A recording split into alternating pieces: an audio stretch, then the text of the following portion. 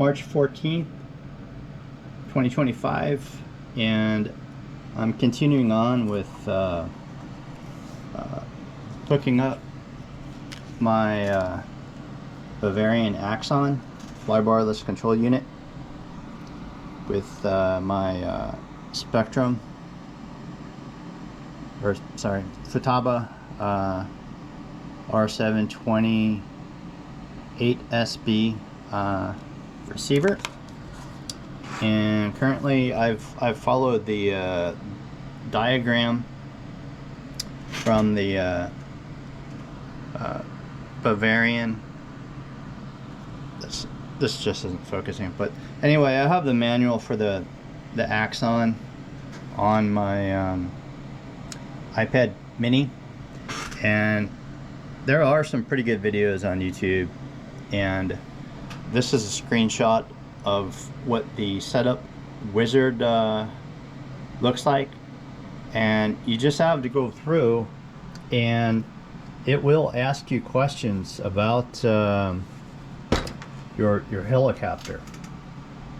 The vast majority of RC helicopters, the blades when viewed from above spin this way. They spin clockwise when you're looking down. Now all of my helicopters, except for my miniature aircraft Whiplash, spin counterclockwise because they're based off of the Varios. And I fly real helicopters, and American helicopters, the blades do spin counterclockwise like this. So my preference is to fly RC helicopters that spin counterclockwise. So with the setup wizard, you just basically you'll take your USB port, plug that into your laptop, and then you plug the other end right here on your Bavarian Axon, and then it's just a matter of answering questions and going through. So you want to make sure that you have that correct. I will have to change that with the setup wizard, because by default they always show that the blades spin clockwise, because the vast majority of RC helicopters do spin clockwise. So all I have to do is change that to counterclockwise on the rotation. And as far as your Bavarian Axon, when you mount it, all you have to do is there's a multitude of ways. There's like, I believe they said like 20 or 26 different orientations you can mount the Axon on your helicopter. The key thing is you want it to be along the center line of the helicopter. I mean, you could put it up there on a plate, and I'm going to mount it back here. And so all you have to do when you're going through your setup wizard is just show that this is the orientation that you have your Axon mounted, and then it will know that that's how the Axon needs to respond to everything.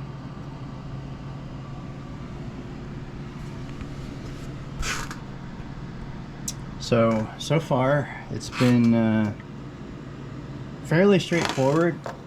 I am a novice at this. I am brand new at doing something like this, and like I said, it can be very intimidating trying to figure out you know, where all these cables go. And you know, I'll also have to do research on the GV1 governor to know where I need to, you know, plug that into the receiver. I had to find a port for, you know, plug in the battery in, the power source. But also with these helicopters, I do have the dual generator in there, So there are additional wires and cables. Let's see, that would be over here. So there are additional cables from the Joule generator that have to be plugged in. And with the next step, as far as getting the servo set up, I'm going to have to find some high quality servo horns to put on there. And with that, the key is once that's set up at mid stick on your collective, you will want your servo horns to all be 90 degrees. So you know, you have up collective, down collective. So at mid stick, you want all of your servo horns to be exactly 90 degrees, so that your swash plate up here will be level. And so the next step would be routing all of my wiring for my servos to get back there as neatly as possible to the Bavarian Axon. And then it'll just be a matter of plugging in each one of those channels, servo 1, 2, 3, 4, and then the rudder servo. So that will be the next step. So far, so good. And it looks like I'm going to have to mount this receiver towards the back of the helicopter frame, probably on the other side, just so that I don't have to buy extensions. I don't like having a lot of extensions on my cables, and for simplicity's sake, I really don't think that this throttle cable is going to be long enough, because it's going to be mounted down here underneath, and I don't know, that might not quite reach that. So I may end up having to find an extension to lengthen the throttle servo. It looks like all of the other cables should be long enough to reach back up here to the Axon flybarless unit. So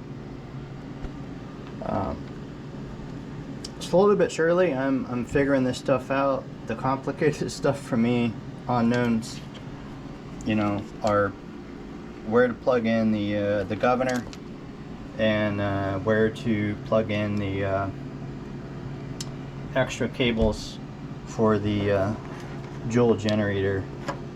And I mentioned that the other day. This is a little green light, and there's a bracket, and it goes on there.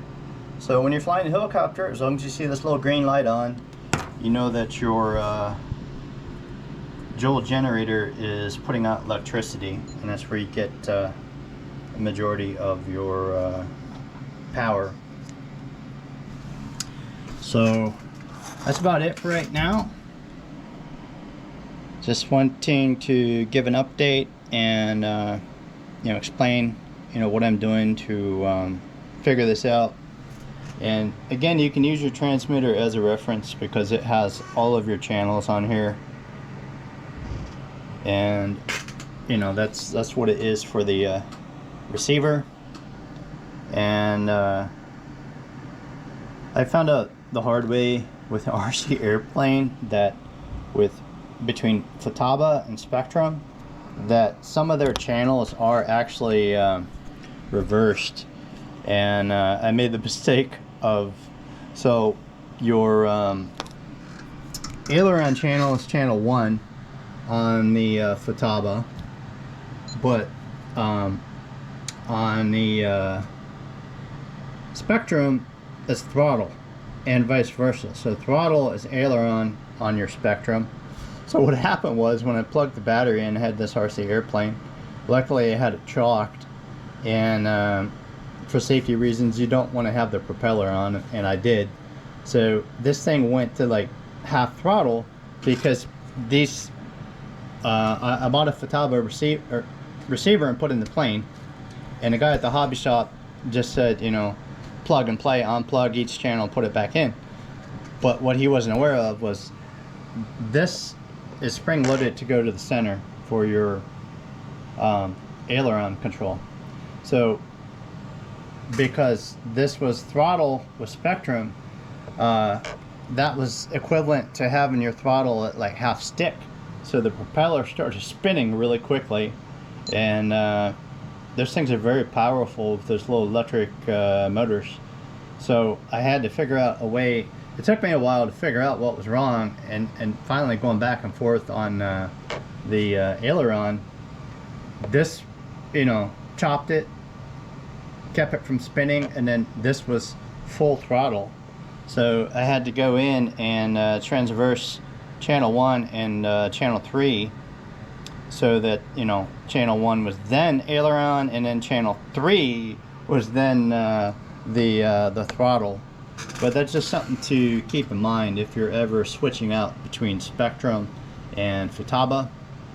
I had a bad experience with a GX0102021 where transmitter glitched and a $3,500 helicopter flew away to its death. It's a Vario Benzin acrobatic down at Fort Polk, Louisiana. That was a pretty tough day. Anyway, I've completely switched over to Futaba.